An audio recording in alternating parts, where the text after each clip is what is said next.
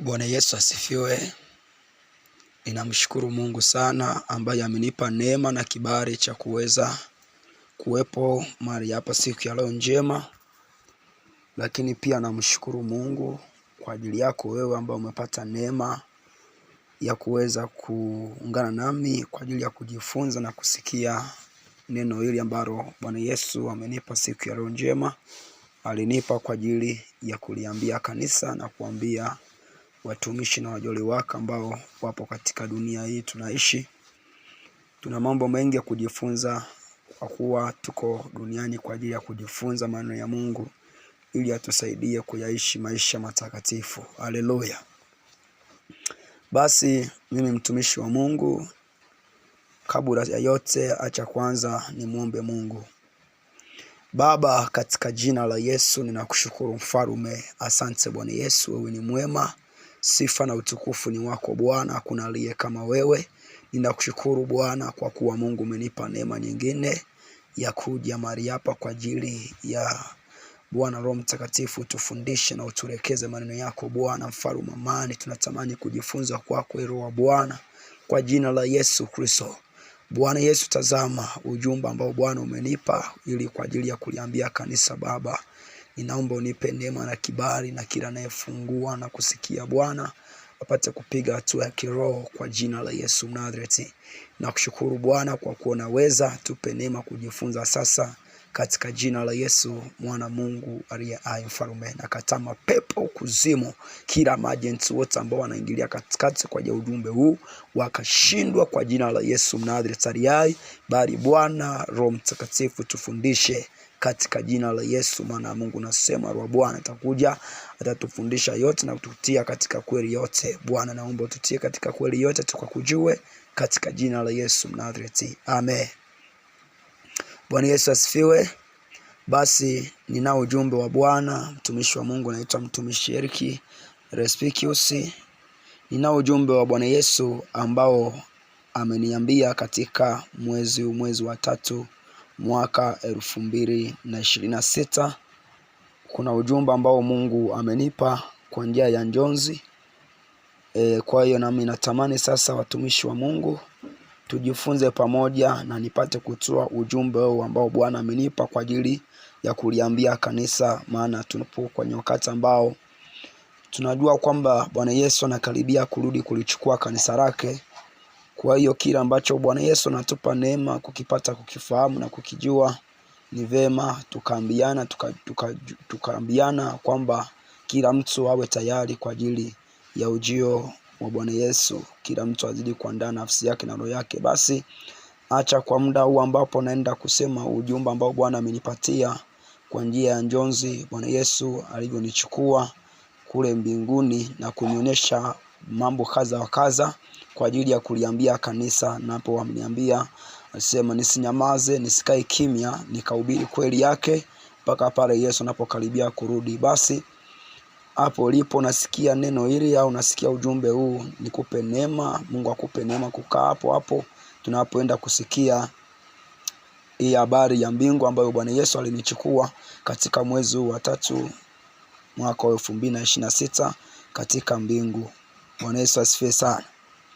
Basi kabla sijatoa huu ujumbe ambao Bwana Yesu aliniambia baada ya kuwa nimeenda kule juu mbinguni amenichukua katika njonzi, acha kwanza tukaangalie maneno kidogo ya Mungu ambayo yanaendana na ujumbe ambao Bwana Yesu aliniambia. Kitabu cha Matendo ya Mitume sura ya 2 ule mstari wa 20.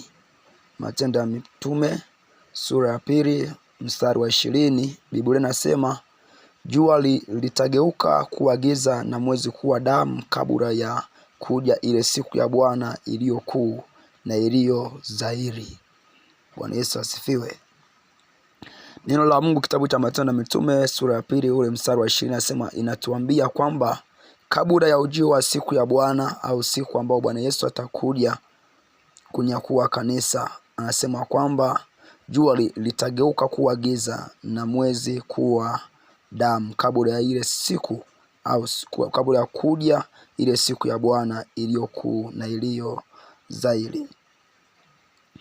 Kwa hiyo hapa tunaona kwamba nyakati hizi za mwisho ambazo Bwana Yesu anakaribia kurudi kuchukua kanisa, kwamba kuna wakati ambapo jua litageuka kuwa giza na mwezi kuwa damu. Ni maneno ya Mungu anadhibitisha baada ya kuwa Bwana Yesu amemwaga roho wake juu ya watumishi wake wa kiume na wa kike, wote wakatabiri. Baada hapo atakuwa anatokea mambo kadha wa kadha. Tunaona kwamba sasa hivi wanawake wanatabiri, wanaume wanatabiri, vijana wanatabiri ujio wa Bwana Yesu. Kwa mambo mengi yameshatokea, akiwemo matetemeko yameanza yashatokea, pia yanazidi kutokea, lakini pia akiwemo vita mbalimbali inazidi kutokea, tunaisikia inaendelea kwenye nchi mbalimbali ambazo zimetuzunguka Afrika, tunasikia vita inaendelea. Vyote hivyo ni viashiria vya ujio wa Bwana Yesu. Kabla Bwana Yesu hajaja, lazima hayo mambo yatokee, lakini pia ikiwemo jua kutiwa giza na mwezi kuwa damu. Hayo mambo yote yatatokea ambayo yatakuwa ni mambo ya kushangaza na kushutusha roho za wanadamu, kwa sababu wanadamu wakati mwingine kabla mambo haya hayajatokea wanaona kwamba dunia ni kawaida, hawezi kuwa na mshtuko. Kwa wakati mwingine kabla Yesu hajaja, lazima hao mambo yatokee ili watu wapate kushtuka na kujua kwamba hakika Mungu yupo. Bwana Yesu asifiwe. Lakini pia tukirudi kwenye kitabu cha Ufunuo sura ya 6, haya maneno yanadhibitisha. Ufunuo sura ya 6 ule mstari wa 12. Ufunuo 6:12 Biblia inasema, Ufunuo 6:12 Biblia inasema, nami nikaona alipoifungua muhuri wa 6, palikuwa na tetemeko kula nchi. Jua likawa jeusi kama gunia la singa, mwezi wote ukawa kama damu. Bwana Yesu asifiwe. Kwa pia hapa tunaona pia neno la Mungu linadhibitisha kwamba katika kisiwa cha Patmo, Yohana akiwa katika hicho kisiwa cha Patmo ametupwa huko, aliona hayo maono, kwamba naye akaona kwamba baada ya kufahamu umefungua ile mihuri, kwamba jua likatiwa giza, likawa kama gunia. Sema kwamba nami nikaona alipoifungua muhuri wa 6, palikuwa na tetemeko kuu la nchi. Jua likawa jeusi kama gunia la singa. Manake likawa jeusi. Jua tunajua kwamba likiwa na waka jua inakuwa ni peupe, lakini sasa jua likawa jeusi. Manake jua likiwa jeusi, kwa lugha nyingine, na dunia yote inakuwa ni nyeusi kabisa, inakuwa ni giza. Bwana Yesu asifiwe sana. Mwezi ukawa kama damu. Bwana Yesu asifiwe sana. Mwezi ukiwa kama damu na dunia yote itaonekana kama ni damu, ambapo pale mwezi unakuwa unawaka. Bwana Yesu asifiwe. Kwa hiyo hayo mambo yatakuwa yanatokea. Lakini pia Ufunuo ile sura ya 8 ule mstari pia wa 12 anasema, malaika wa 4 akapiga baragumu, theluji ya jua ikapigwa na theluji ya mwezi na theluji ya nyota, ili kwamba ile theluji itiwe giza, mchana usiangaze theluji yake, wala usiku vivyo hivyo. Bwana Yesu asifiwe sana. Kwa hiyo pia huyo malaika wa 4 aliyemwona huyo katika kisiwa cha Patmo, Yohana anasema kwamba akapiga baragumu, theluji ya jua ikapigwa na theluji ya mwezi na theluji ya nyota, ili kwamba theluji itiwe giza, kwamba nyota zikawa giza, mwezi ukawa giza, na baada ya kuwa amepiga ile baragumu, na jua lenyewe likawa giza, wala usiku hakuonekana kwamba kuna mwezi, pote ukawa ni giza, usiku na mchana ikawa ni giza tupu. Na tunaposema kwamba giza ambayo inazungumzwa hapa, giza sio kazani kwamba ni giza ambayo tumelizoea kuona la usiku. Giza ambayo inaonekana hapa ni giza kali sana, ambalo itakuwa ni uweza hata kumuona mwenzako yuko sehemu gani. Bwana Yesu asifiwe sana. Au mambo yote ni mambo yatakayotokea. Haleluya. Basi sasa Mungu anipe neema pia ya kuendelea pia kuyasema haya maneno ya Mungu ambayo alinipa kwa wakati. Acha niende kusema kitu ambacho Bwana Yesu aliniambia. Bwana Yesu asifiwe sana. Haleluya, haleluya. Bwana Yesu alinitokea katika njonzi. Nilitokewa kwanza, kabla ya yote nilikuwa sehemu, nilijiona niko sehemu moja. Hiyo sehemu ilikuwa ni kama sehemu ya barabarani, lakini pia alikuwepo gari moja liko pale imepakiwa. Kwa hiyo hilo gari nyuma yake ikaonekana kuna kijana. Huyo kijana akawa anasukuma hilo gari, akalisukuma ile gari. Baada ya kulisukuma akawa limesukumwa, alafu baadaye likaenda mbele. Kaja maskari wakajitahidi kupanda kwenye hiyo gari ili kuikontrol isianguke, lakini hatimaye ile gari likaanguka, na huyo kijana akawa aliyesukuma ile gari kaanza kutembea, akakamatwa, akawekwa gerezani, akafungwa. Bwana Yesu asifiwe. Lakini baada ya kufungwa nikamuona mtumishi wa Mungu ambaye natumika naye kwenye huduma ya uzima na ushindi, ambaye ndiye askofu wetu wa kanda. Bwana Yesu asifiwe sana. Akaenda kwenye hiyo mahakama, akaongea na wenye mahakama, akawaambia muonee huruma huyu kijana, muonee huruma sana, msamehe. Basi mahakama ikawa imemsamehe huyo kijana baada ya huyo mtumishi wa Mungu kumwombea rehema. Hiyo mahakama ikamsamehe huyo kijana. Bwana Yesu asifiwe sana. Nadhani kwa watu ambao watafasiri ndoto kwa hapo, wanaweza wakawa wanajua kinachoendelea, kwamba wakati mwingine gari inaweza kaa ni huduma, na huyo huenda wakati mwingine ni mtumishi wa Mungu. Lakini hapo Mungu atupe tena neema kuzidi kuifanya kazi ya Mungu. Bwana Yesu asifiwe sana. Basi sasa baada ya hapo ikaonekana sasa nipo sehemu pia, nikapewa chakula. Kile chakula nilichokipewa, nilikuwa nimepewa chakula ili nimpelekee huyo kijana aliyekuwa amefungwa kwenye gereza. Amefungwa. Baada ya kuwa napeleka chakula, sasa ndo nikaona kwamba ameshaombewa rehema tayari, kwenye gereza ametoka, lakini atakuwa nimpelekee chakula, manake alikuwa jara na ana njaa. Katika mwendo wangu niko naenda hivyo, ndo ghafla ilikuwa ni mchana kwenye njonzi hiyo. Naona ghafla ilikuwa ni mchana hiyo siku, lakini ghafla nikaona jua alionekani tena, imekuwa giza kali, siwezi kuona panapoelekea. Wanadamu wakawa wanashangaa, wanapiga kelele, wanasema inakuwaje mchana unageuka kuwa giza? Wanapiga kelele, kila mtu anaruka kivyake, hakuna anayemuona mwenzake.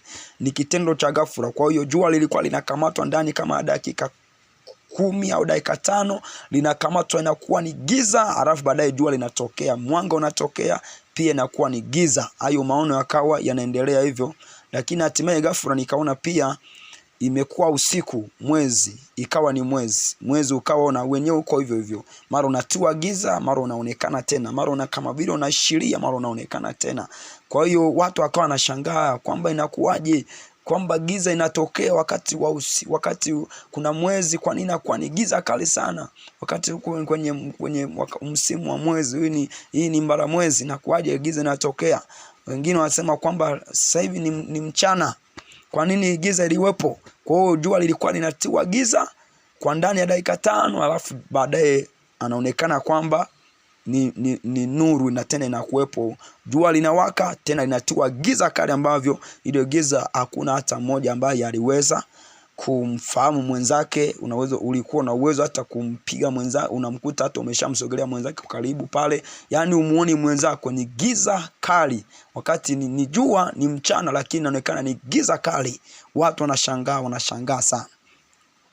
Sasa katika hali hiyo hiyo nimebeba chakula nikipeleka, ghafla nilijiona napandishwa juu, akaja kama upepo mkali sana, ukaninyanyua, ukanipeleka juu sana. Nilipofika juu sana, mimi sikujua niko sehemu gani, lakini nilikuwa nasikia watu wawili wanagombana. Nilikuwa nasikia, baada ya kufika juu kabisa, nimenyakuliwa katika roho, nimepelekwa katika hayo maono. Nikawa nasikia kuna mtu anabishana na watu wengine, kwamba kuna watu wanataka kunichukua sehemu, lakini sauti nyingine inasema kwamba huyu mtu msimchukue, huyu ni wa kwetu. Bwana asifiwe sana. Huyu ni wa kwangu. Kwa lugha nyingine nadhani ilikuwa ni kama hali ya mapepo. Maana kule mbinguni kuna mapepo ambayo yameandaliwa. Mtu ukishakufa ukifa katika hali ya dhambi, mapepo yani unakuta kuna maana mapepo yanakuwa yameshaandaliwa kwa ajili ya kukamata kwanza kukutesa. Yapo huko yalishaandaliwa mapepo, yapo katika ulimwengu leo anaishi. Kwa hiyo mtu ukifa katika hali ya dhambi yoyote ile, mapepo yanakuwa yameshaandaliwa ili yaanze kukutesa, yaanze kukuumiza kwa sababu ya dhambi uliozifanya.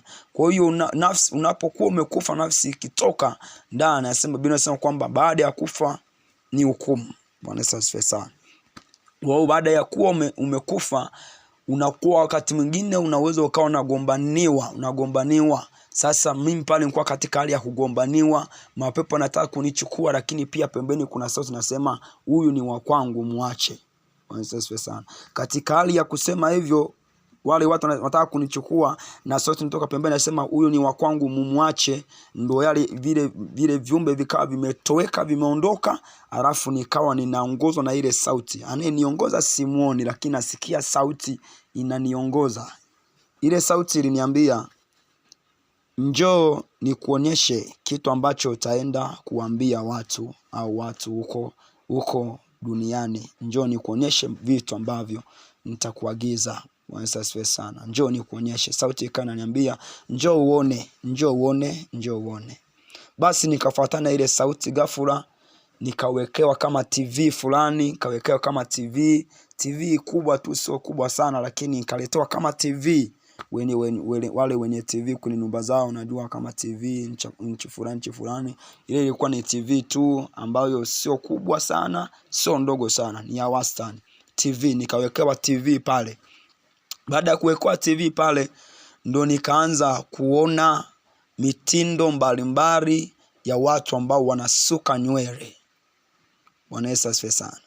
Jambo la kusuka nywele, watumishi wengi wamekuwa wakiambiwa kusuka nywele. Wengine wasema ni dhambi, wengine wasema so dhambi, wengine wasema Mungu anatazama roho, atazami mwili. Kuna mabishano mengi sana. Ndio maana wakati mwingine unakuta mtu mwingine anasema sasa nitaokokea wapi? Imani ya kweli ni wapi sasa? Mbona inakuwa inatuchanganya? Mimi nataka nikwambie mtu wa Mungu au mtumishi wa Mungu au mwana wa Mungu, imani ya kweli ni neno la Mungu. Bwana Yesu asifiwe sana. Imani ya kweli sio maneno ya mwanadamu. Imani ya kweli ni neno la Mungu. Kila ambacho Mungu amekiandika, amekisema kwenye neno lake, kwenye Biblia, kimeandikwa. Hicho ndicho kitakachowahukumu wanadamu, ndicho kitakachohukumu watu. Hatutahukumiwa kwa sababu ya maneno ya mchungaji, hatutahukumiwa kwa sababu ya maneno ya mhubiri fulani, tutahukumiwa kwa neno la Mungu. Bwana Yesu asifiwe sana. Kwa hiyo usio kasema kwamba niokokee wapi, niende wapi. Okoka kulingana na neno la Mungu linavyosema. Usiokoke kwa sababu ya maneno ya watu. Okoka kwa neno la Mungu linasemaje. Linasemaje kuhusu uvaaji? Linasemaje kuhusu kusuka? Linasemaje kuhusu kuenenda katika utakatifu wa mwili una roho? Linasemaje? Mtu asikudanganya kwamba Mungu anatazama roho tu. Mungu atazame mwili. Mungu angekuwa anatazama mwili, angekuwa anatazama roho tu, tusingekuwa tunaenda na miili yetu kanisani. Tungekuwa tunaagiza roho zinaenda kuabudu, alafu miili inakaa nyumbani. Lakini kwa sababu Mungu anatazama mwili na anatazama roho, ndio maana mwili wetu tunaupeleka kanisani na roho zetu tunazipeleka kanisani, ili Mungu atuhudumie katika neno lake. Bwana Yesu asifiwe sana. Haleluya, haleluya. Basi nitaendelea na ujumbe wangu. Basi baada ya kuwa nimewekewa ile TV, sasa nikawa nimeletewa watu ambao wanasuka nywele. Kawa nimeletewa mitindo mbalimbali. Mara wengine wameweka wigi, mara wengine wamesuka nywele za twende kirioni hizo, mara wengine wamesuka nywele za wamesukia wamezibania upande wa kulia, wengine wamezibania upande wa kushoto, wengine mitindo mbalimbali sana ya nywele, mitindo mbalimbali. Ile sauti ikaniambia, waambie watu Yeyote ambaye anasuka nywele, yeyote ambaye anasuka nywele, iwe ya kilioni, iwe anaweka wigi, iwe anasuka nywele kwa nyuzi, kwa lolote lile, Biblia inasema kwamba mwanamke kujipamba kwako sio kwa nje, yani kusuka nywele. Bwana Yesu asifiwe sana. Kwa hiyo yoyote yule ambaye anasuka nywele kuiona mbingu, yule mtu, ile sauti anambia haweza akaiona mbingu, haweza akaingia katika mji Yerusalemu mpya ambayo Bwana Yesu ametondalia, hawezi akaiona. Waraka wa kwanza wa Petro sura ya 3 mstari wa 3 nasema, kujipamba kwenu kusiwe kujipamba kwa nje, yani kusuka nywele na kujitia dhahabu na kuvalia mavazi, bali kuwe utu wa moyoni usionekana katika mapambo yasiyoharibika, yani roho ya upole na utulivu iliyo ya thamani kuu mbele za Mungu. Bwana Yesu asifiwe sana.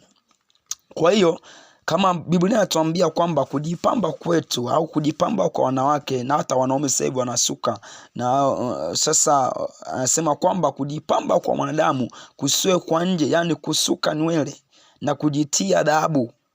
Manguo ya dhahabu, unakuta manguo yamejaa macheni kila sehemu ni kama dhahabu macheni nguo, na mtu amevaa macheni tu kwenye nguo yake, vitu ambavyo vieleweki. Kuvalia nguo, unakuta mtu unanunua nguo au ununui nguo kwa sababu unajua kuvalia nguo sio kuvaa nguo. Kuvalia nguo ni kuvaa nguo kwa sababu watu wakuone. Unanunua nguo ili watu wakuone. Unavaa nguo ili watu wakuone kwamba nimevaa suti nzuri, sasa nitavaa, wataniona mimi ni nani sasa leo. Kwa hiyo unavalia nguo watu ili watu wakuone wewe ni nani. Unapovaa kwa sababu ya kuvalia nguo ni dhambi. Vaa nguo kwa sababu ya utukufu wa Mungu. Usivalie watu nguo ili wakuone. Ukivalia nguo watu ili wakuone wewe ni nani, hiyo ni roho ya kiburi ndani mwako, na ukifa uweze ukaiona mbingu ikiwa unavalia nguo watu ili wakuone. Vaa kwa sababu ya utukufu wa Mungu. Vaa kwa sababu Mungu amesema uvae vile. Usivae kwa sababu watu wakuone. Vaa kwa sababu Mungu amekwambia uvae vile. Bwana Yesu asifiwe sana. Hata kwenye Biblia tunaona mwanzo kule kina Adamu na Hawa baada ya kumkosea Mungu walijitengeneza nguo za majani wakavaa ili wasionekane uchi wao, lakini Mungu alipokuja akawatazama akawatengenezea nguo ya kwake Mungu, wakavaa yale manguo ambayo ni ya kibinadamu ambayo walikuwa wameyatengeneza wao. Mungu akavalisha nguo za kwake. Kuna nguo za Mungu. Bwana Yesu asifiwe sana. Kwa hiyo tuvae kwa sababu ya utukufu wa Mungu, tusivae kwa sababu watu watuone. Tuvae kwa sababu ya utukufu wa Mungu wa mbinguni. Haleluya. Basi katika ile TV nikawa nimeletewa kila design ya nywele ambao wanasuka nywele, wanawake, wanaume. Kuiona mbingu haipo. Na mtumishi yote yule ambaye anahubiri kwamba mapambo sio shida, kuvaa hereni sio shida, kusuka sio shida, kuweka bangili mikononi sio shida, kuweka mawigi kichwani, kwamba mwanamke jipendezeshe, hiyo mbingu haipo. Yani wote ni jehanamu, pamoja na mchungaji, pamoja na nani, kila mtu ambaye anapalilia dhambi, yani kwamba unapalilia dhambi, unaifanya dhambi kuwa tamu kwa watu wakati ni dhambi, unaipindua neno la Mungu. Hakuna mbingu ya hivyo. Watu waambie ukweli. Kwa hiyo ile TV, hiyo sauti ikawa inanionya kwa ukali sana. Bwana Yesu acheki na mtu. Haleluya. Acheki na mtu. Ana muda wa kutabasamu. Yeye muda wote yuko serious. Anatoa machozi kwa ajili ya dunia, kwa ajili ya watu wake. Hana muda wa kucheka. Acheki na mtu. Wewe ambao unaona kwamba kuingia kanisani ni kucheka, ni kutabasamu muda wote, achana na mambo ya ajabu. Bwana Yesu acheki na mtu. Yuko serious. Anaumia anapoona wanadamu wanatenda dhambi. Na muda umeisha, anabaki muda mchache sana. Bwana Yesu anarudi kulichukua kanisa. Bwana Yesu hana muda wa kucheka na mtu. Hiyo sauti ilikuwa haicheki. Nilitamani kumuuliza maswali mbalimbali baada ya kuwa nimechukuliwa na sauti hiyo ikawa inanieleza. nitamani kumuuliza maswali mbalimbali, lakini sikupata nafasi. Hakupi nafasi yeye kama hajaamua umuulize. Uwezi ukamuuliza.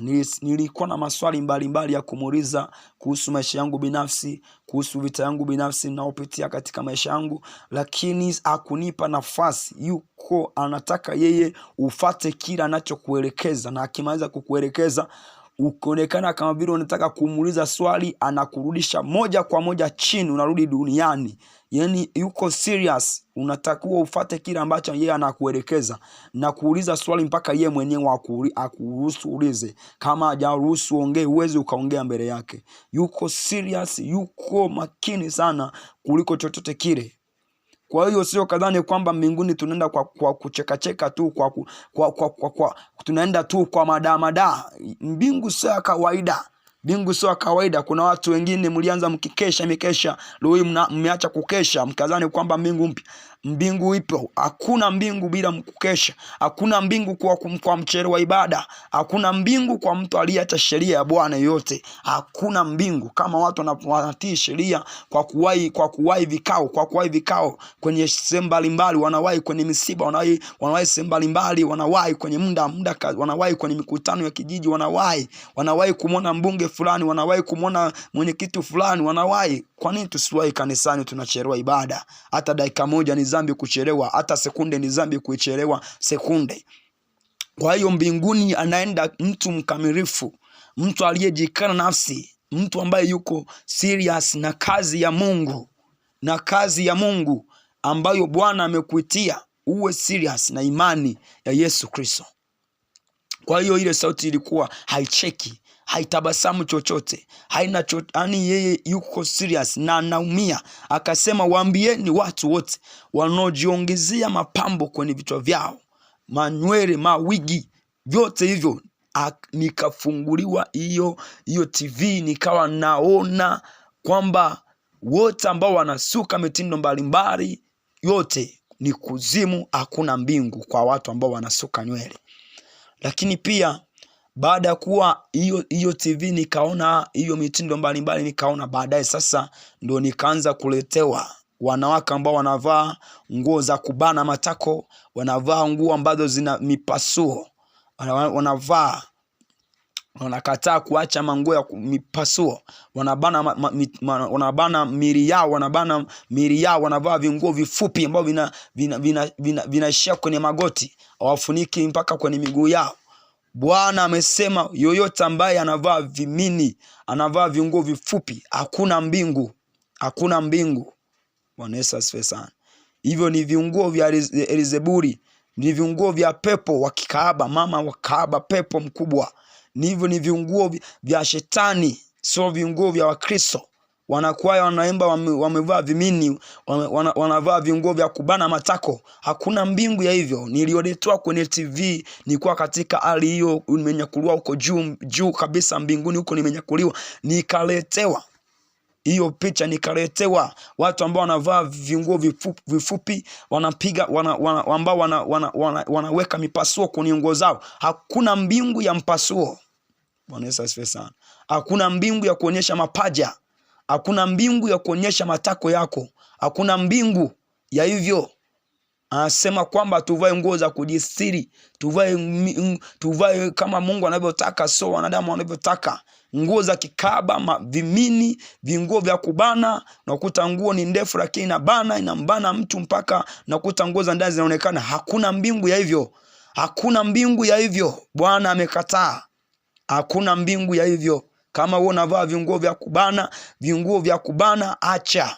Yesu anakaribia kunyakua kanisa. Kama wewe unavyoona kama vile kwamba bado dunia ipo, unachelewa sana. Acha leo. Wokovu ni leo, badilika. Bwana Yesu asifiwe sana. Baada ya kuwa nimeonyeshwa vile vinguo vifupi, akawa yuko serious sana, anaumia sana. Bwana Yesu anapoona watu wanafanya mambo kama hayo, anaumia sana.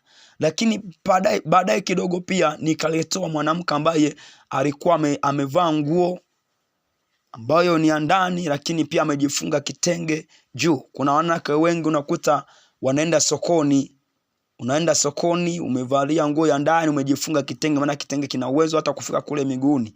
Ni dhambi mbele za Mungu. Bwana Yesu asifiwe sana. Unapoenda popote pale sokoni wapi, unavaa nguo, sio unajifungia kitenge alafu ndani hujavaa chochote, umevaa tu nguo ya ndani alafu unajifungia kitenge nje, alafu unaenda sokoni au unaenda nje huko umejifungia kitenge hujavaa nguo. Ni dhambi mbele za Mungu. Ni ukahaba, ni uzinzi. Bwana Yesu asifiwe sana. Kwa hiyo huyo mwanamke baadaye nikaletewa pia mwanamke amejifunga kitenge. Baada ya kuwa amejifunga huyo mwanamke akajaribu kutembea, kile kitenge kikafunguka ghafla.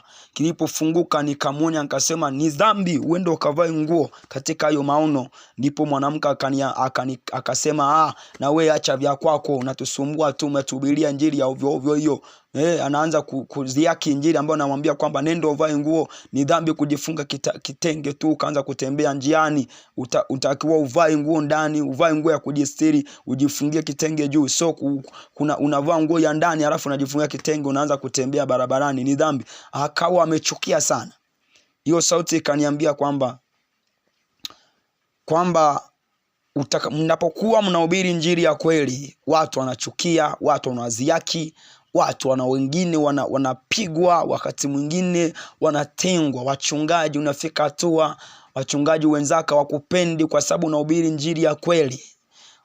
Hata washirika wengine nakimbia makanisani. Bwana Yesu anasema kwamba tunapokuwa tunahubiri injili ya kweli tusitarajie kwamba kupendwa na watu, na hatuhubiri injili, sauti inaniambia hatuhubiri injili kwa sababu tupendwe na watu, kwamba watu lazima tuchukie kwa sababu yeye alichukiwa, lazima na sisi tuchukiwe.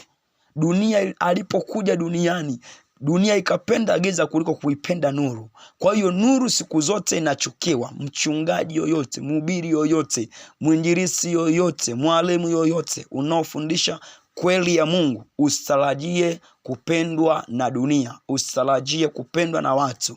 Jua kwamba una vita vikali, una vita maneno, una vita kiroho, una vita hata hatari ya maisha yako pia, una vita hadi kufa. Bwana asifiwe sana. Anasema kwamba tusogope mtu yule aweze kuwa mwili bali asiweze kuwa roho, bali tumugope yule aweze kuwa mwili na roho kisha jehanamu ya moto. Shetani anaweza kuwa mwili lakini aweze kuwa roho. Kwa hiyo tusogope watumishi wa Mungu. Akanitia moyo kwamba tunapohubiri kweli ya Mungu tusogope. Kubali kukaa na washirika 5, kubali kukaa na washirika 10, kubali na kushikana na washirika 3, lakini isimamie kweli ya Mungu aliyoiweka. Isimamie kweli ya Mungu. Isimamie kweli ya Mungu.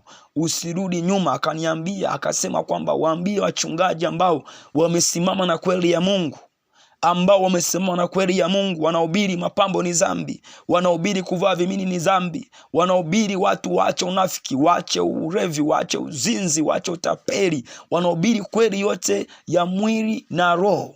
Waambie wajipe moyo. Iko thawabu kubwa, mtumishi wa Bwana. Mwanzo sana. Mtumishi wa Mungu, usikate tamaa.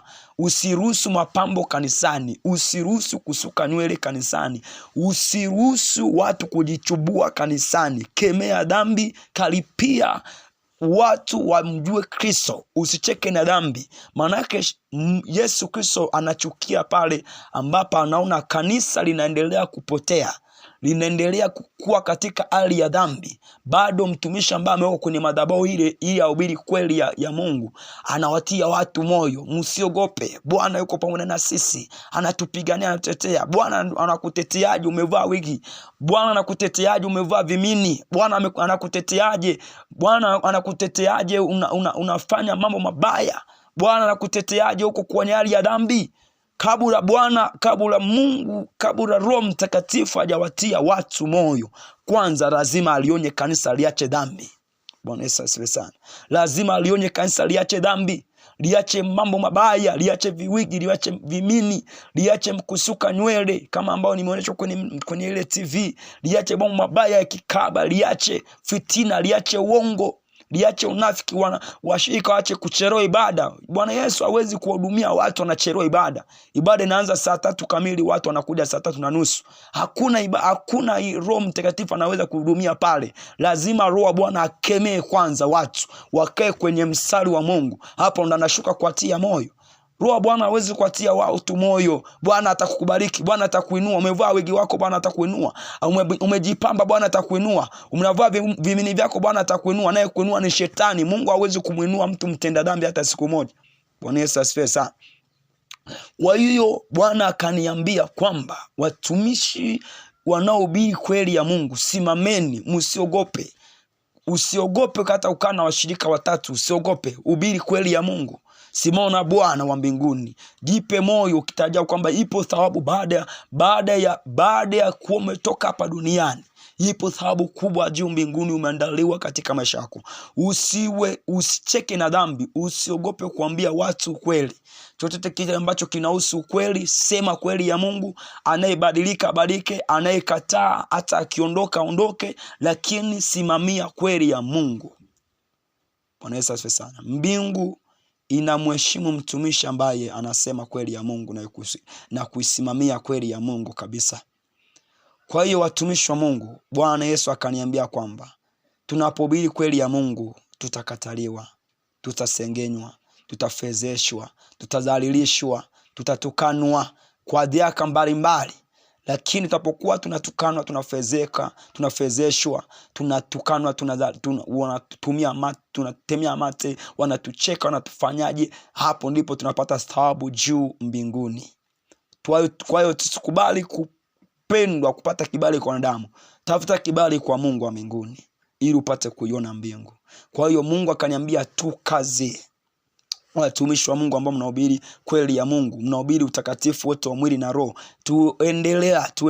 endelea kuhubiri kweli ya Mungu. Ipo thawabu kubwa mbinguni ambayo Bwana ameiandaa kwa ajili yako. Usilegee. Kubali hata kama unalala njaa, hata kama unashinda njaa, kwa ajili ya Kristo ni utukufu wa Bwana. Lakini usikubali hata kama unapitia kwenye adha mbalimbali, lakini usikubali hata siku moja kuruhusu dhambi iingie kwenye madhabahu, kuruhusu dhambi iingie kanisani. Bwana Yesu asifiwe sana. Kwa akanitia moyo kwamba tutafezeshwa, tutafanya kila chochote kile kibaya, tutanyanyaswa kwa namna yote mbalimbali. Tutaita mikutano, watu hawatakuja kwenye mikutano yetu, watakuja watu wachache sana, kwa sababu anasema kwamba siku za mwisho watu watapenda giza, watu watapenda mafundisho ya uongo kuliko mafundisho ya kweli, watapenda uongo kuliko kweli sana. Kwa hiyo tusikate tamaa watumishi wa Mungu. Akanitia moyo, simamia kweli ya Mungu. Hayo ndio Bwana Yesu ameniambia katika mwezi wa 3 mwaka 2026. Bwana wa mbinguni akubariki sana. Mbinguni tukaze mwendo, tufike mbinguni watumishi wa Mungu. Yesu yuhaja mawinguni. Simamia kweli ya Mungu, tujitahidi kuishi kweli ya Mungu. Vita ni ngumu, vita ni kali, lakini Bwana anatutia moyo, tunasonga mbele. Usikate tamaa pale ambapo wakati mwingine unaona kwamba kanisa lako watu wamekuwa kama vile wanahubiri injili hawaji, wengine wanakata tamaa, wanarudi nyuma. Usikate tamaa, simamia kweli ya Mungu. Mungu anajua wito wako. Mungu anakufahamu kwamba wewe amekuweka kwa ajili ya kusimamia kweli yake ya milele. Mungu wa mbinguni akubariki sana. Mungu wa mbinguni akutunze. Mungu wa mbinguni akuinue katika jina la Yesu Kristo. Acha nimshukuru Mungu kwa haya machache ambayo Bwana Yesu aliniambia atutie nguvu ya kuyafuata kwa neema yake na kwa nguvu zake, kwa jina la Yesu. Mtakatifu, mfalme amani, uketie pa juu sana. Ninakushukuru Bwana Yesu kwa kuwa wewe ni mwema, wewe ni Mungu mwenye nguvu, wewe ni mfalme, wewe ni Bwana mabwana, hujawahi kushindwa jambo lolote. Baba asante, yale ambayo Mungu ulinituma nimeyasema, nimenawa Bwana. Kwa jina la Yesu Kristo, akiwepo Bwana yoyote ambaye hajaifahamu kweli Mungu, mpe neema ya kuifahamu, mpe neema kuijua Bwana. Kwa jina la Yesu Kristo, tusaidie Roho Mtakatifu, situache Bwana. Katika jina la Yesu, kuna watu wengine wanapata mkanganyiko kwamba waokoke waende wapi. Maana katazama makanisa ni mengi, wengine wanajipamba, wengine wanajichubua, wengine wameacha mapambo yote. Sasa imani ya kweli ni ipi? Imani ya kweli ni ile imani ya utakatifu wote wa mwili na roho, kuacha mawigi, kuacha mapambo, kuacha viwigi, kuacha vimini, kuacha kiburi, kuacha jeuri, kuacha uzinzi, kuacha kila dhambi, kuacha wizi, kuacha kuchelewa ibada. Hiyo ndio imani ya kweli. Imani ya kweli ni kuwa mwaminifu kwa Mungu kwa mambo yote, kufuata utakatifu wote. Hiyo ndio imani ya kweli. Bwana tusaidie katika jina la Yesu, tutie katika kweli yote. Roho Mtakatifu Bwana tusaidie, kwa akili zetu hatuwezi Bwana, tushike mkono Roho Mtakatifu, tusaidie Bwana Mungu mwenye nguvu, katika jina la Yesu Kristo. Bwana wasaidie watumishi wako Bwana, tupe neema kuisimamia kweli yako, kwa akili zetu Bwana hatuwezi. Bwana tusaidie kwa nguvu zako Jehova, katika jina la Yesu mwana wa Mungu aliye hai. Hatuwezi Bwana kwa akili zetu, hatuwezi Bwana kwa ufahamu wetu, hatuwezi Bwana kwa nguvu zetu. Baba tunahitaji msaada wako Bwana. Ribosikandarabu lendebosekerabosikarabo yendeboseketarabosika yesokorabosindiribosikaraboborika ikosekerabosiketendara yendorobosiketekarabosikeriboborika sei oriboborika sei Rindo bobo lika sei kara bobo lika sika lika sei olike tekerebe raiko bobo lika sei kariko bobo laita sika tekerebo hemo bolika sekenda bobo lidandara bobo yes ende koro bolika sika hena bobo lika sika bobo ale to sei karibo hayo bobo lika sika ekorobo enda bobo lika sika Yesu Kristo Yesu mwenye nguvu Bwana rabo indoro bobo lika sika bobo. Baba lisaidie kanisa lako mfalme amani, kanisa lako Mungu mwenye nguvu, litie katika kweli yako Bwana. Tusaidie Mungu mwenye uweza, kwa akili zetu Bwana hatuwezi Bwana. Mfalme amani tutetee, tusaidie Mungu mwenye nguvu Bwana, kwa akili zetu Bwana hatuwezi Bwana, tutie nguvu mfalme amani. Lisaidie kanisa lako Bwana, lisaidie kanisa lako mfalme amani. Tusaidie Mungu mwenye uweza, usituache mfalme amani. Bwana mwenye uweza tusaidie Baba, nahitaji msaada wako, nahitaji neema yako Bwana. Tusaidie Mungu mwenye uweza, tusaidie mfalme amani Bwana. Baba nahitaji msaada wako Bwana, nahitaji neema yako Mungu mwenye uweza.